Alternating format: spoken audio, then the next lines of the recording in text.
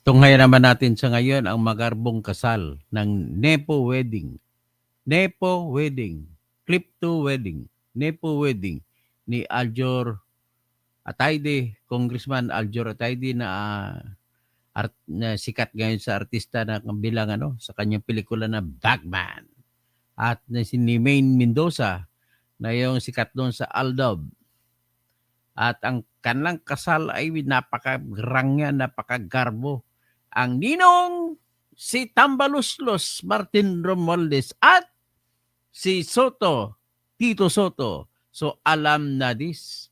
Kaya pala inagaw kay Marcolita ang trono ng Blue Ribbon Committee.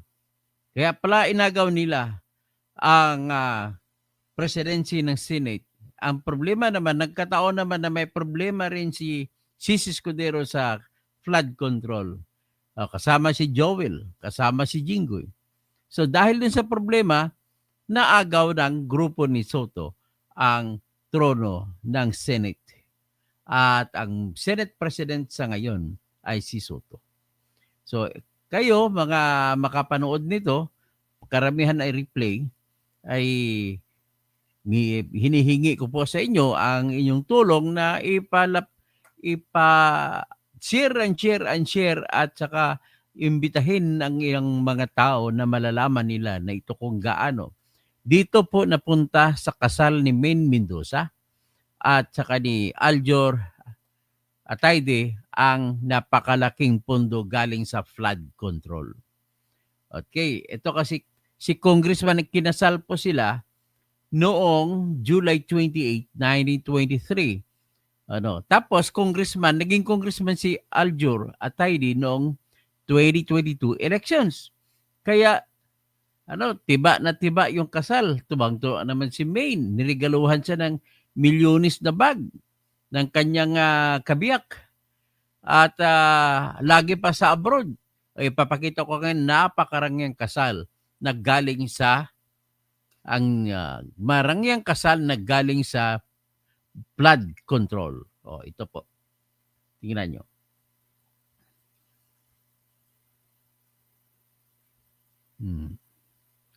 Ito po ay kasal galing sa flood control. Unang bigating personalidad ang mga ninong sa kasal ni Maine Mendoza at Arjo Atayde, hindi lang basta-basta mga pangalan ang kanilang principal sponsors, kundi mga haligi ng showbiz, media at politika. Kaya sa video na ito, kilalanin natin sila isa-isa at alamin kung bakit espesyal ang kanilang papel sa makasaysayang kasalan. Unang-una sa listahan si Tito Soto, Senate President at haligi ng Itbulaga. Tito Soto. Isa siya sa pinakarespetadong personalidad sa bansa, kilala sa parehong larangan ng politika at... Ang ibig sabihin, Tito Soto ay kinonsinti niya si Aljor na kanyang inaanak na mangurakot sa flood control project. Tapos sila pa ngayon ng imbestiga. Tingnan natin. Showbiz. Bilang senador, nakapagpasa siya ng maraming batas na nakatuon sa kabataan, kalusugan, at media. Bilang bahagi naman ng TVJ Trio, dekada na niyang napapasaya ang sambayanang Pilipino. Ang pagiging ninong niya sa kasal ay may espesyal na simbolismo. Una, dahil si Maine mismo ay galing sa Itbulaga, kung saan nagsimula ang kanyang pagsikat bilang Yaya Dub. At pangalawa, dahil kinakatawan ni Tito Soto ang parehong mundo ng serbisyo publiko at entertainment, na parehong konektado sa buhay ni Maine at Arjo. Siyempre, hindi rin mawawala ang bossing ng showbiz, si Vic Soto. Isa siya sa pinaka-iconic na komedyante at TV host sa Pilipinas, na patuloy na nagbibigay aliw sa mga manonood sa loob ng maraming dekada. Siya ang isa sa mga haligi ng Itbulaga at parte rin ng TVJ Trio. Ang kanyang presensya bilang ninong ay isang malaking karangalan para sa bagong kasal, lalo na't si Maine ay nakilala sa programang ito. Para bang ito'y isang full circle moment kung saan ang isa sa mga pinakaimportanteng haligi ng showbiz ay nagbibigay ng basbas sa bagong yugto ng buhay ng isang dating The Barkads na ngayoy asawa na ni Arjo. Kasama rin sa listahan si Joy De Leon, isang makasaysayang personalidad sa entertainment industry. Bukod sa pagiging komedyante at aktor, kilala rin siya bilang lyricist at manunulat ng pelikula. Siya ang ikatlo sa iconic trio na Tito, Vic, and Joey. Ang kanyang pagiging ninong ay espesyal dahil kumpleto ang TVJ sa entourage, na para bang pinapakita ang matibay na ugnayan ni Maine at ng Eat Bulaga family. Si Joey ang isa sa mga unang nakasaksi sa meteoric rise ni Maine bilang Yaya Dub, kaya't ang kanyang presensya bilang ninong ay simbolo ng suporta mula sa mga haliging nagbigay ng daan sa kanyang kasikatan. Sumunod naman ay si House Speaker Martin Yan. Romualdez, isang Tingnan nyo balik-balikin natin. Ito tingnan nyo si Martin Romualdez at saka si Tito Soto. Yan. Yan. Kaya alam na this. Protektahan ni paring Tito. Si Tamba. Protektahan niya at all cost sa issue ng sa skandaloso na flood control. Yan po ang mangyari niyan. Speaker Martin Romualdez, isang matatag na personalidad sa larangan ng politika. Siya ang kasalukuyang Speaker ng House of Representatives at kilala bilang isa sa pinaka-influential na leader sa bansa. Bukod dito, siya rin ay pinsan ng First Lady Liza Araneta Marcos, na lalo pang nagpapalawak ng kanyang impluensya sa gobyerno. Ang pagiging ninong niya ay patunay ng malakas na political ties ng pamilya Atayde. Hindi lang showbiz ang nagbigay bigat sa kasalang ito, kundi pati na rin ang pinakamataas na sangay ng pamahalaan. Kasama rin sa entourage si Carlo Katigbak, ang CEO ng ABS-CBN. Sa ilalim ng kanyang pamumuno, dumaan sa mabibigat na pagsubok ang network, kabilang ang pagkawala ng kanilang prangkisa. Ngunit sa kabila nito, nanatili siyang matatag at determinado na ipagpatuloy ang misyon ng kumpanya. Ang kanyang pagiging ninong ay isang malinaw na indikasyon ng suporta ng Kapamilya Network kay Arjo, na matagal ng bahagi ng kanilang roster of talents. Si Katigbak ay hindi lang corporate leader kundi isang visionary, kaya naman ang kanyang presensya bilang principal sponsor ay simbolo ng respeto at pagkilala sa contribution ni Maine at Arjo sa entertainment industry. Hindi rin mawawala si Deo Endrinal, head ng Dreamscape Entertainment. Kung paborito nyo ang mga malalaking teleserye ng ABS-CBN, malaki ang posibilidad na siya ang nasa likod nito. Bilang veteranong producer at creative strategist, siya ang nagbigay ng ilang pinakamagagandang proyekto kay Arjo Atayde na nagpatingkad sa kanyang talento. Kaya't ang pagiging ninong niya ay hindi lamang simpleng formalidad, kundi isang pagkilala sa relasyon ng trabaho at respeto na nabuo sa pagitan nila.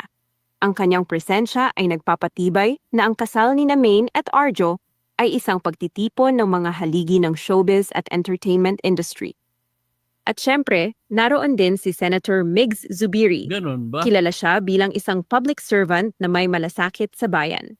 Ang kanyang pagiging ninong ay isang malakas na simbolo ng suporta ng Kaya pamahalaan, lalo na't si Arjo mismo ay isa ng Suporta si public Migs servant Soto. bilang kinatawan ng unang distrito ng Quezon City. Si Zubiri ay hindi lamang ninong sa seremonya kundi isang leader na nagbibigay alam ng niya rin dignidad na at bigat nangurapot sa sa entourage. Flood control Isa si siyang Arjo. huwaran ng serbisyo publiko, kaya't ang kanyang papel sa kasal ay may dalang karangalan at inspirasyon. So mga ka-showbiz, sino para sa inyo ang pinakabonggang ninong sa Ayan, kasalang si Tito ito? Soto. Ang TVJ ba na haligi ng showbiz, ang mga executives ng Kapamilya Network, or ang mga bigating politiko na nagbibigay ng suporta? I-comment nyo sa baba ang inyong sagot at huwag kalimutang mag-like, share at subscribe. Okay. Diyan tayo. Dalhin ko naman kayo sa iba pa. Ito po yung Nepo wedding. Ang panggastos nito nanggaling pa sa tinatawag na flood control.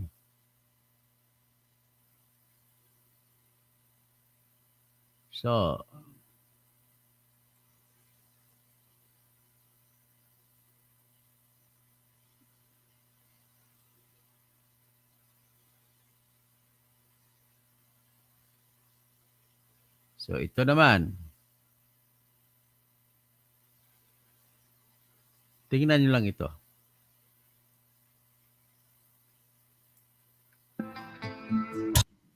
Ayan.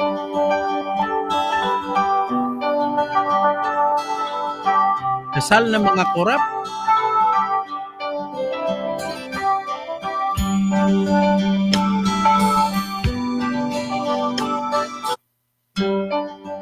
Sabi, di ba?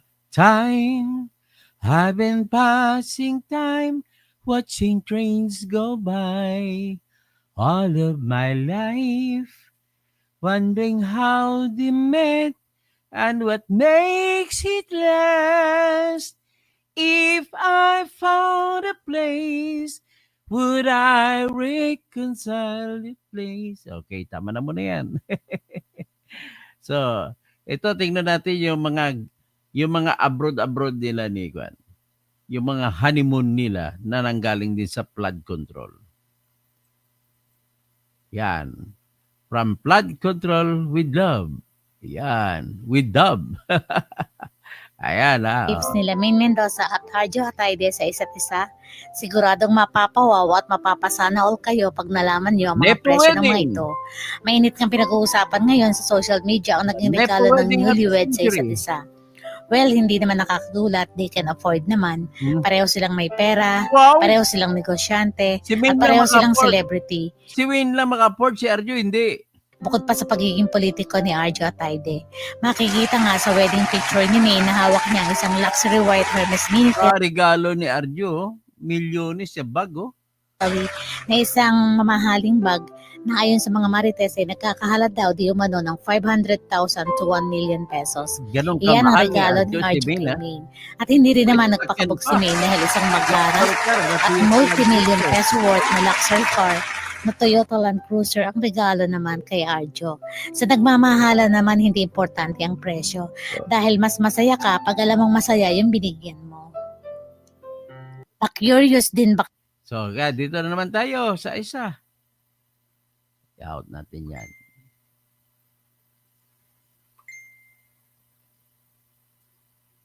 So,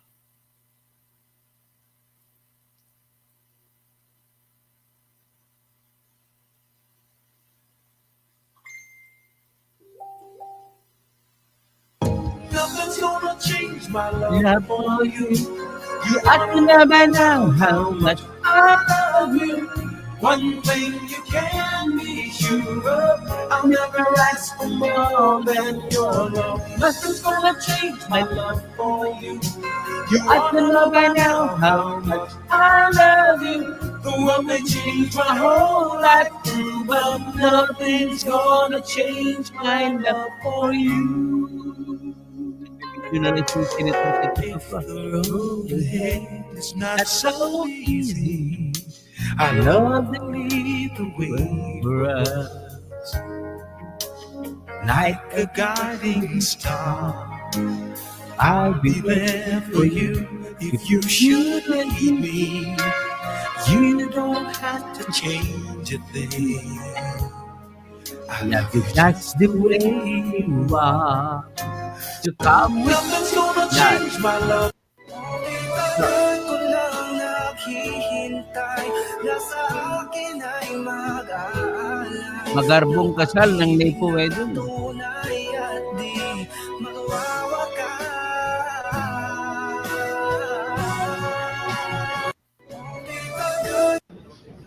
So, handaan. Reception.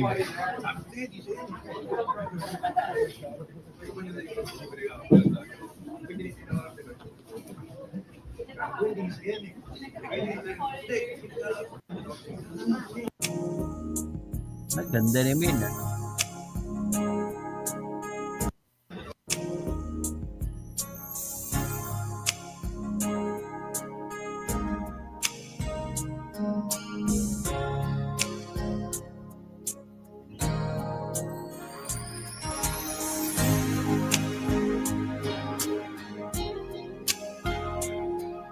Yan. Yan ang kasal ng mga ng galing sa flood control.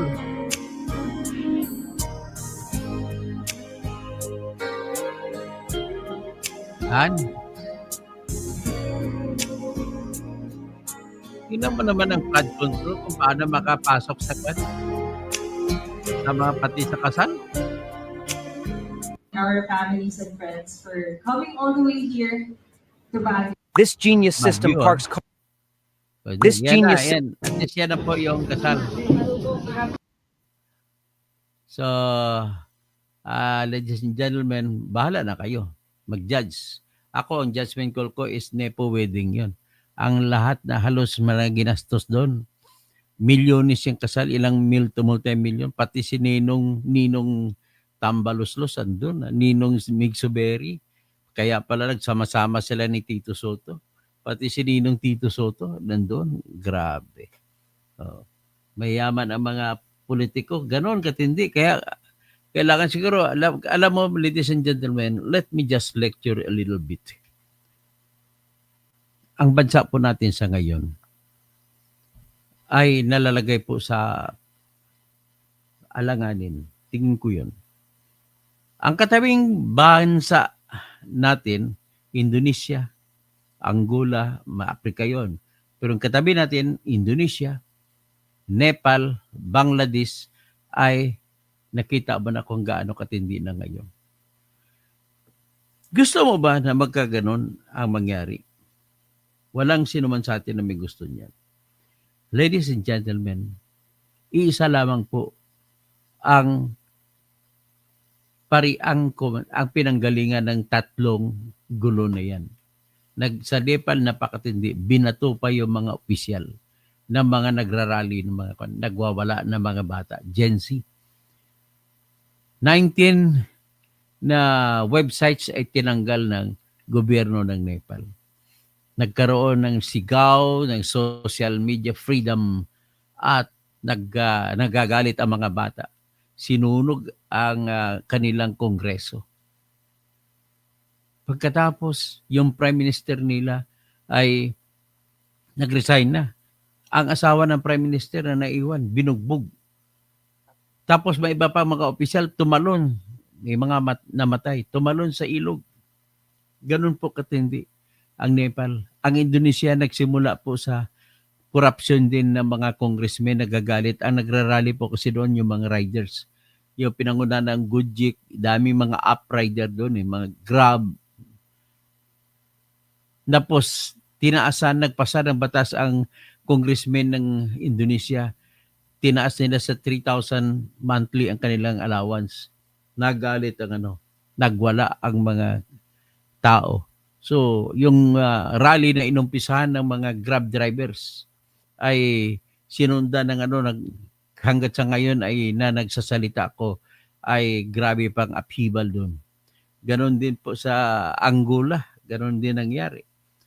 So, ang Angola naman, mga taxi drivers naman nagsimula. So, kung ganon, anong dahilan? Kasi lahat po ay corruption. Sa Pilipinas, ang sa natin ay corruption na nataon naman sa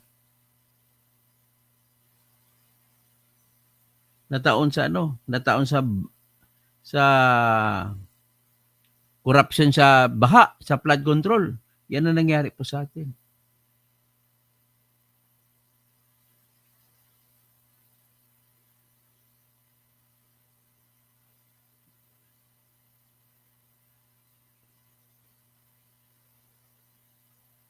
Ito ang bagong bali ang nangyari.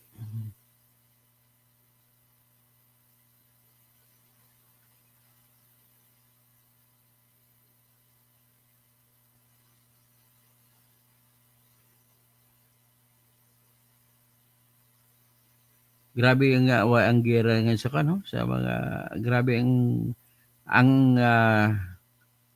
hindi mo matawag na rebellion yan. Si protest lang yan, wala naman sila mga baril. 100 sick to leave Nepal. Marami nang si alisan sa Nepal. Grieving families of protesters killed in violent protest seek justice. 100 sick to leave Nepal. Yung ganun po nangyari ngayon doon.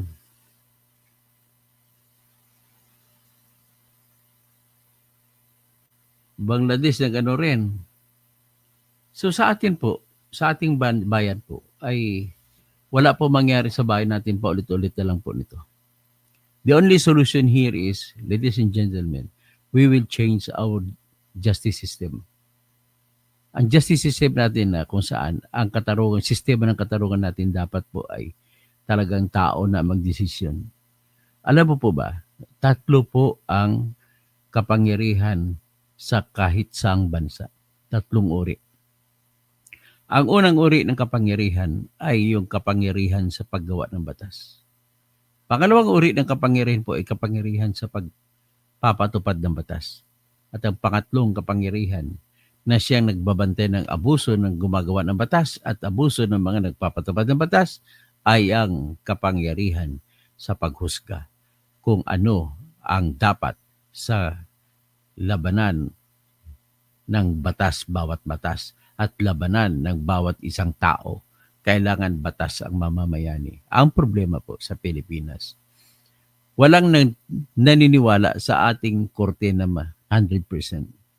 Pag may nakonvict ang isa, sasabihin ng iba, ay, nakonvict lang yan, bias ang judge. Kasi judge ang nagdidesisyon. Pero kung tao magdidesisyon, okay lang, walang problema. Pero actually, ang problema ay hindi yung kung bias o hindi. Ang problema ay yung nabibili ang katarungan, sistema ng katarungan sa atin. Nabibili yung decision. Kagaya dito, mag-awayan ngayon, mga magnanakaw ay hindi po mansintensyan. Sa Sandigan Bayan ay hindi nasisintensyan. Sa panahon lamang ni Napoles, inulit sa ngayon, ibang mukha nga lamang. Sa panahon ni Napoles, ibang mukha ng korupsyon sa Kongreso. Ibibigay, gagastusin kung paano patakbuhin yung project. Ngayon ang project, flood control. Binibigay sa mga congressmen ang desisyon kung kay kanino ibibigay ang flood control projects. Kaya maraming mga kontraktor ang nagpapatakbo kapalit ng project. Papayag naman ang mga congressmen na kahit at kukunan ng congressmen hanggang 30%. So ang matitira kukonti. Kaya usually ang kontraktor ayaw naman malulugi. Bakit niya sasagutin? Eh di, napilitan ngayon gagawa ng substandard ng mga proyekto, wala pang mga bakal, kung meron man napakaliit, 6 mm. Kaya pagdating ng mga bagyo, sunod-sunod na bagyo, Krising, Bising, Krising, 4 na bagyo, sunod, Bising, Krising, Dante, at saka yung Emong, tinuklap ng baha, ng tubig baha, ang lahat ng flood control projects. Ganon po sila katapang kasi ang iniisip po talaga na babayaran naman nila ang judge. Don't tell me na walang bayad yung desisyon ng mga Sandigan Bayan na judges kaya nanalo sila. And really, si Jinggoy Estrada at saka si Bong Revilla at iba pa. Pera-pera po ang labanan. Kaya pag pera-pera, nataon sa pera-pera lahat kasi ang mga judge na babayaran. Ang mga piskal na babayaran. Mangyayari lamang po ang tunay na pagbabago sa Pilipinas kung aabot tayo sa punto na yung mga judge, piskal, at sino pang magdidesisyon sa ating bayan, mga magpapatakbo ng lisensya, apply ka ng lisensya, mga bidding, kung ang judge o ang BAC ay hindi nababayaran. Kung ang nagpapatakbo ng mga proyekto ay hindi nagpapabayad at hindi mababayaran, ay saka palang magiging malinis ang mga kontrata. At mabigyan mo ng maayos na at legal at moral na profit ang mga contractors at gagawin lang ng maayos ang kanilang mga gawain. Ngayon, babalik ako sa tanong, bakit nila ginagawa? Sapat yun ba dahil sa kita sa pera? Partly, actually, mainly, may pera eh. Kaya may pera, pero ang pinakaugat ng problema sa lahat yan ay wala po tayong sistema ng katarungan na mapaparusahan ang sinumang magsusubok sa pagnanakaw sa kaban ng ating bayan. Ang pinaka-problema po dyan, kababayan ko, ay yung mga judge na babayaran. Yung mga ombudsman na babayaran. Sandigan Bayan na babayaran. Kahit Supreme Court, ayaw ko lang sabihin, pero marami ako naririnig na nababayaran with due respect to the Supreme Court. Lahat po nababayaran. So ano ngayon ang sistema? Bakit nagpapatuloy yan ang pagbabayad? Kasi po, sa sistema natin maluwag. Maluwag dahil pagtanggap pa lang ng judge o ng justice ng pera, sino bang nakakaalam? Kaya maraming mga desisyon po natin na palpak. Kahit palpak ang desisyon, wala silang pakialam. Yan po yung nangyayari sa ating bayan. So, ano bang solusyon dito? Wala pang ibang solusyon na naisip ko. At ito lamang solusyon. Ang solusyon na ito po ang solusyon na tumigil o naghinto ng lahat ng pang-aapi sa United Kingdom, sa Great Britain noong araw. Nagsimula po ito sa Great Britain. Ito po yung jury system. Ang jury system po ay bunga ng isang giyera na nangyari sa pagitan ng mga noblemen at ng hari. Yung mga noblemen noon ay sinuportahan ng armas ng Prince ng France. Kasi forever magkaaway talaga ang Great Britain tsaka France. Pero this time, yung France, sekretong tumutulong sa mga nagre-rebuild din ng mga noblemen. Inaway nilang hari. Nang nagapi ng hari at itutusok na lang ang espada sa kanyang liig, pinagbigyan siya ng leader ng nagre-revolusyon. Pirmahan mo ba itong Magna Carta o hindi? Kung hindi mo pipirmahan, papatayin ka namin. At kung pirmahan mo, gagawin ka pa naming hari uli.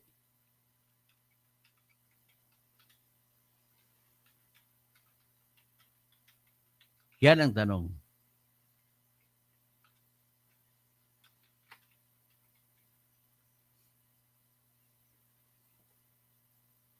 So dito, June 15, 1215, ay pinirmahan ni King John ng England ang Magna Carta at Runnymede.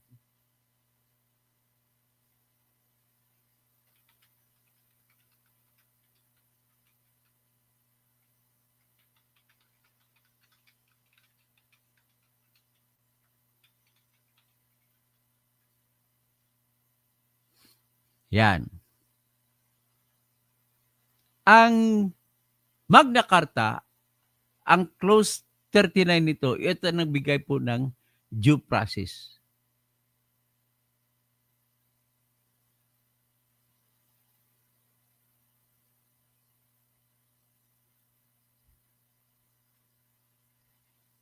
Itong due process ng jury nag-umpisa.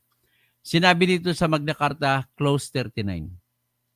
No free man shall be seized or imprisoned or stripped of his rights or possessions or outlawed or exiled or deprived of his shining in any other way, nor will we proceed with force against him or send others to do so, except by the lawful judgment of his equals or by the law of the land. Yung equals, yan yung peer. Yung mga tao na binuo hindi na hari ang nagdesisyon. Mula nung araw na yan, natigil na po, hindi na si King John ang nagdesisyon ng judgment kung hatulan ba ng kamatayan ang isang Englishman o hindi. So sinasabi nito na ang mula ng pinirmahan nito ay mga king ay kailangan sumunod sa batas. Yan doon panahon na yan, isinilang ang tinatawag na due process. Na kung saan bago ka i-condemn o i-kondena, ay dapat bigyan ka muna ng karapatan na magpapaliwanag kung bakit hindi ka i-kondena. Ito rin po yung pundasyon kung bakit naisilang ang tinatawag na habeas corpus, na naging future protection sa lahat ng bansa sa buong mundo. Siguro may ibang pang bansa, wala. Pero at least sa Pilipinas, meron tayong habeas corpus. At ito rin po ang nag-impluensya sa makabagong mga konstitusyon sa mga bansa-bansa. Pati po sa United States Constitution. Sa Philippine Bill of Rights, yan din po ng mamayani. Sa pamamagitan ng Magna Carta, ng original nito na interest ay sinisilbihan ang mga interest ng mga barons o mga noblemen. ang karapatan nito ay nagdulot din ng isang kagandahan na naging simbolo ito ng pandaigdigang pagtawag sa kalayaan at katarungan. So, ganun po ang nangyari. Si King John.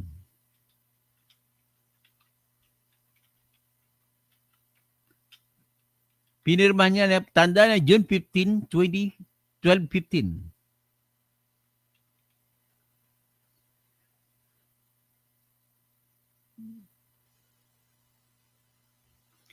Pinirmahan ito ni King John nung siya ay na-corner na. Tinututok na ang espada sa kanyang liig. So, because of that, ang rebellion ng mga barons ay nanalo at dahil nag-rebelde ang mga barons sa mga noblemen sapagkat po napakataas ng buwis na pinapataw ni King John. At kahit sino na lang gusto niya patayin, patay niya. At maraming pagkatalo mga military niya. Natalo ito sa Normandy noong 1204. At ito po ang nagdulot na nagpukaw ng galit ng mga barons ng kasi ang mga baron noong panahon na yun hanggang ngayon, sila po nagpo-provide ng mga tinatawag na knights, yung mga officers ng King ng England. So kaya magagalit sila pag matatalo sila. So by 1215, yung koalisyon ng samahan ng mga rebuilding barons ay kinapture nila sa London si King John at nakipag-negotiate ito at kung hindi magsi-civil war. Kaya dahil corner na siya, napumayag sa pipirmahan ang Magna Carta at itinuloy pa rin siya magiging hari. Pero noong 1209 ay in-excommunicate siya ng Pope, si Pope Innocent III noong 1209 over a dispute about the Archbishop of Canterbury. This weakened his legitimacy and alienated many subjects. So financial exploitation. He exploited feudal rights to extract money from nobles, merchants, and townspeople, often without consent. His methods violated traditional feudal customs, deepening resentment, military weakness. With no strong army and dwindling support, John was in no position to resist the barons' demands. Signing the Magna Carta was a strategic retreat. So parang nagsinuko niya ang symbol of legal restraint on monarchy. So yan po ang istorya kung bakit naisilang ang jury system. Mula noon, mga tao na ng mga Englishmen ang nagdesisyon kung sintensyahan ang sino mga akusado. Natigil na po ang hari na ang magdesisyon. Kaya nagiging patas. At ito, yung pundasyon ng sistema ng katarungan ng nilusob ng Great Britain, yung Canada at ginawang bansa, ito rin ang sistema ng batas nila na ito pa rin ang sinusunod na sistema ng katarungan sa hanggang ngayon. Jury system pa rin. Mga tao ang nagdedesisyon sa kung sino man mahuli ng pulis at lilitisin. Hindi po judge. Bubuo ng tao, magra-raffle, bubuo ng 12 at yung 12 pagkatapos na presenta ebidensya, yung 12 ang magdidesisyon kung sino ang guilty at kung anong guilty o kung ang akusado ay guilty o hindi. Kailangan magbumuto sila ng unanimous, lahat sila. Or kung guilty, unanimous din kung acquitted. Kasi kung may isang kumontra, yung guilty magiging reasonable doubt yun.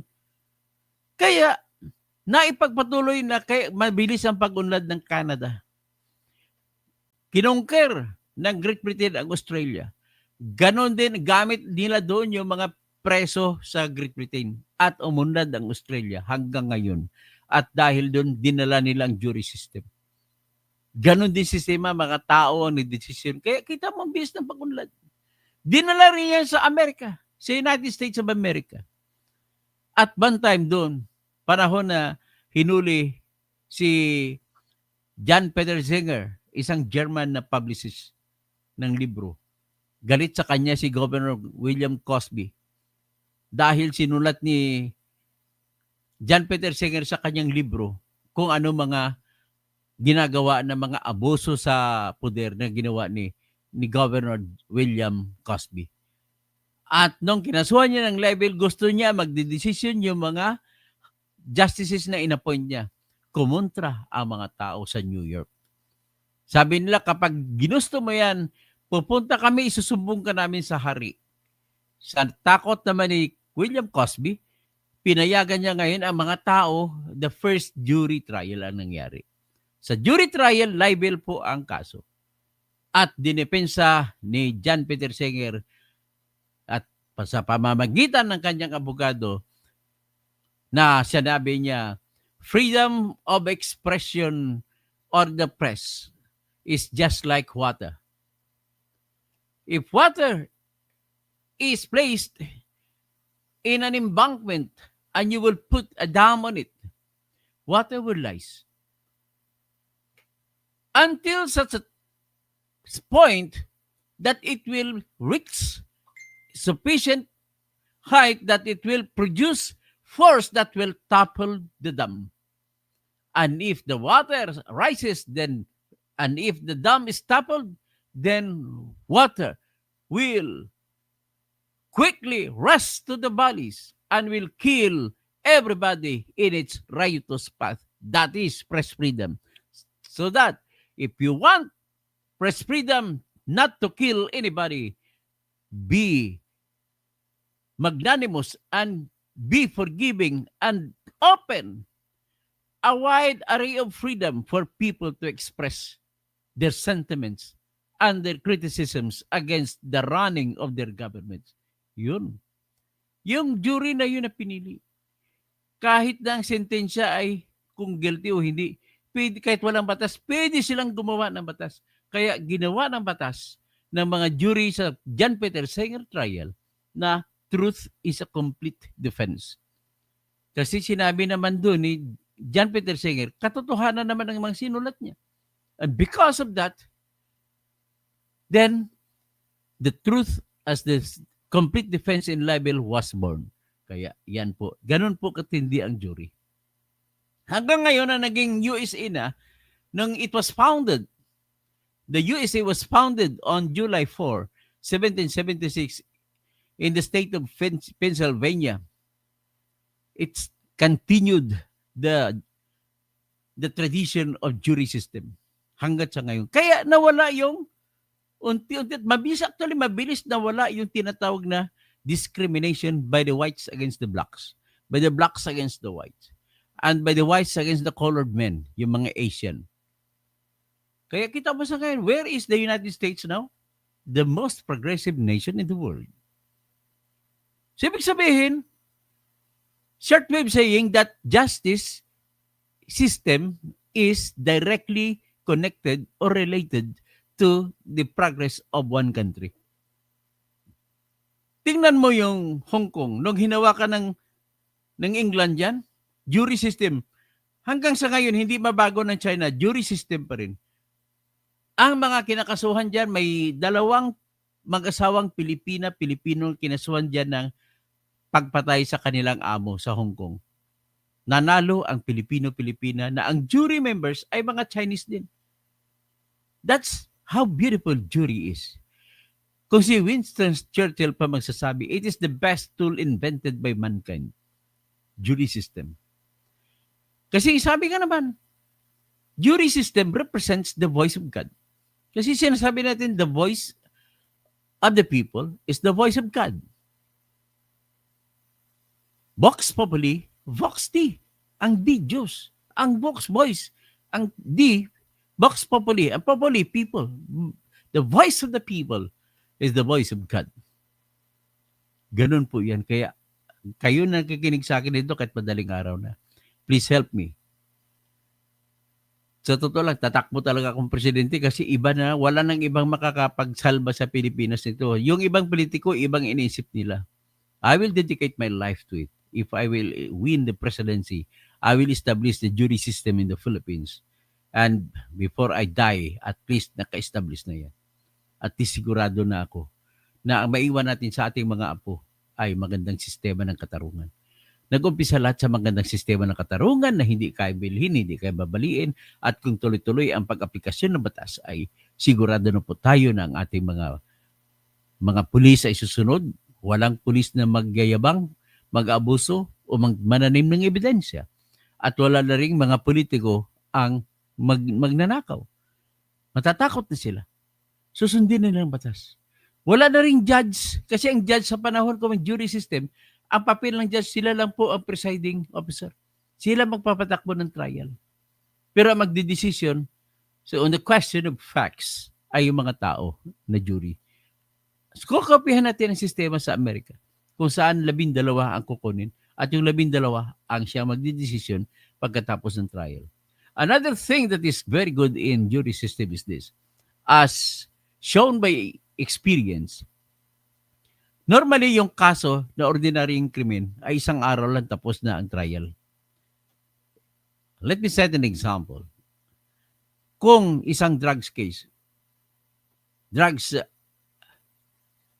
halimbawa, mayroong tinatawag na bypass operation. May nagkunwaring pulis, nabibili ng droga, nakabili. Nahuli ng isang pulis. So ilan nagtestigo? Yung bumili, yung bumili na panggap na bibili, yung pulis na huli, at saka ititestingin pa yun sa laboratory. Sa pangatlong testigo, yung laboratory technician. Pagkatapos, may set of rules na susundin. So, under our law, no drugs case will be accepted in court kung ang ebidensya na nakuha ay hindi inimbentaryo. Under Section 21 of 9, once Republic Act 9165, dapat inventaryohin. At sa inventaryo, dapat may testigo. Ang testigo ay 1 elected official, 1 representative from the media, 1 representative from the Department of Justice, and 1 representative of the accused or the accused himself. Tapos, kung walang isang representative, automatic, halos out na kung hindi may papaliwanag kung bakit walang isang testigo. At kung saan nahuli, doon magmamarka ng ebidensya. Paano magmarka? Huli ka halimbawa. Importante mamarkahan sapagkat kailangan mo patunayan pagdating ng trial sa korte na yung nakuha mong droga sa operation ay siyang droga din na nakarating sa korte. That is an element of proof beyond reasonable doubt. So kaya, kung mamarkahan mo na A, pangalan ng akusado, Pedro, A, das Pedro, kung anong petsa pagkahuli at anong time. Tapos, A pa laboratory yan. Tapos ang laboratory officer shall be the one who will go to the court, who will submit before the judge the submitted drugs evidence. So, ibig sabihin, iyan ang proseso. So, if that is the case, ilan ang testigo? Yung humuli, yung napanggap na kunwari bibili, yung forensic officer, patestiguhin mo pa yung barangay official na elected official, yung media, 5, at saka yung Department of Justice na representante, 6. Tag 30 minutes bawat isa ang pati ang cross-examination sa mga testigo. So, we have to spend 6 hours. So, in the morning, let's start the trial at 8 o'clock. It will end at 11 o'clock, tapos na yan, ang 3. Sa hapon, another 3. So, tapos ng trial sa isang araw pa lang on the side of the prosecution na magpresenta ng ebidensya. On the next day, yung depensa naman, sino testigo ng akusado? Malamang isa lang siya. O lagi merong isa pang testigo. Dalawa lang. 30 minutes, 1 hour. So, second day, tapos pagkahapon, bigyan mo na kagad ng instruction ang korte magbibigay instruction sa mga members ng jury. Okay, ito ang tanong. Sagutin nyo muna kung totoo ba nahuli siya ganito. Kung masagot niya oo, tapos sagutin nyo ba muna kung ano ba dapat. May tanong-tanongin, tinatawag jury instruction. At kung sabihin nyo kung sino sabihin totoo, pulis ba o akusado, ngayon, you are given now, you cannot go home, sabihin ng korte sa mga members ng jury na magdidesisyon. So, usually, it's a common experience in the United States of America or in Canada or in United Kingdom, Australia, New Zealand, or Hong Kong. Yung ganun, maximum of 3 hours na tatagal. May decision na kagad ng jury. At paglabas yan, patas yan. Yan ang nakaganda dyan. Kaya sundin natin yan. That is my dream. Nakita ko na walang ibang mga tao na kung magpresidente ang matutupad yan. The only thing that it will happen in our country is kung ako ang maging presidente. Kaya sisikapin ko, makumbinsi ko kayo na mga tao, lahat, na marami ako makumbinsi na iboto ako presidente. At kung nakita ko magandang response, then I will run in 2028. That's the beginning of a very, very good and very progressive Philippines that will surprise the world. Ganun po ang aking pangarap. So, magandang umaga po sa lahat.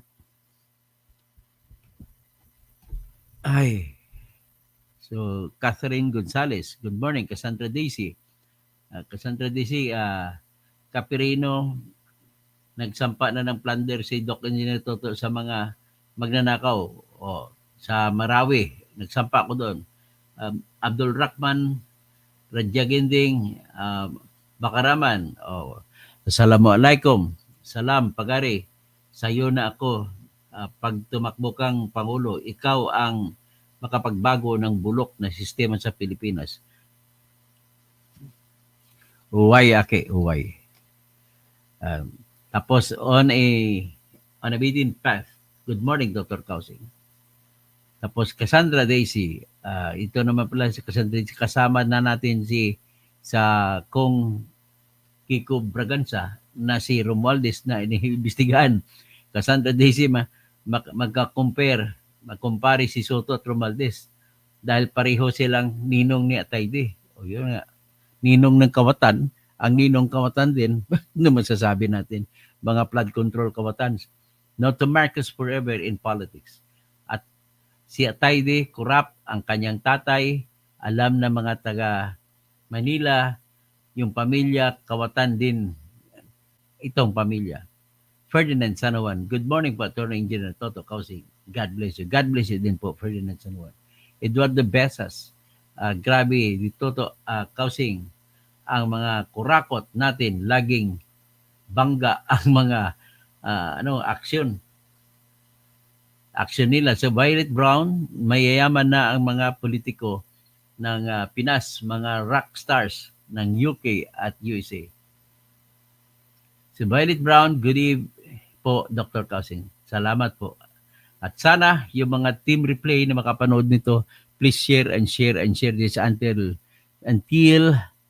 mga 40 o 60 million na katao ang makabasa, na Pilipino makakinig. Malaman nila kung anong balita na dapat ang pinakatotoong sistema ng katarungan. So, Matanaki, salam sa mga lahat-lahat, magandang umaga po. Mapita, langon mga pagariakan, agupakat. Maray may naat sa mga tausog. At sa mga Surigao nun, Marjaw nga aga. Sa mga Bicolano, maray na aga. Sa mga waray-waray, maupay na aga.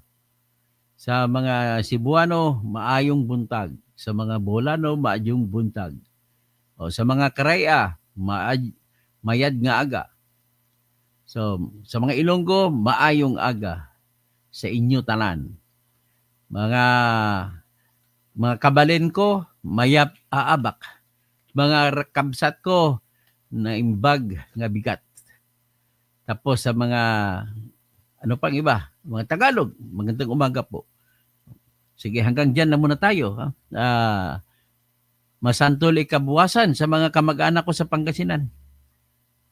Kasi ang dugo ko kasi nanggaling, yung isang part of my blood comes from Pangasinan. So, Pastor Rodi Rabi, on a beaten path. Good morning po. Fernando Rafael Cuervo, Kay Barbaridad. Sir Bingwenza. Morning po. Muchas gracias, amigos, amigas.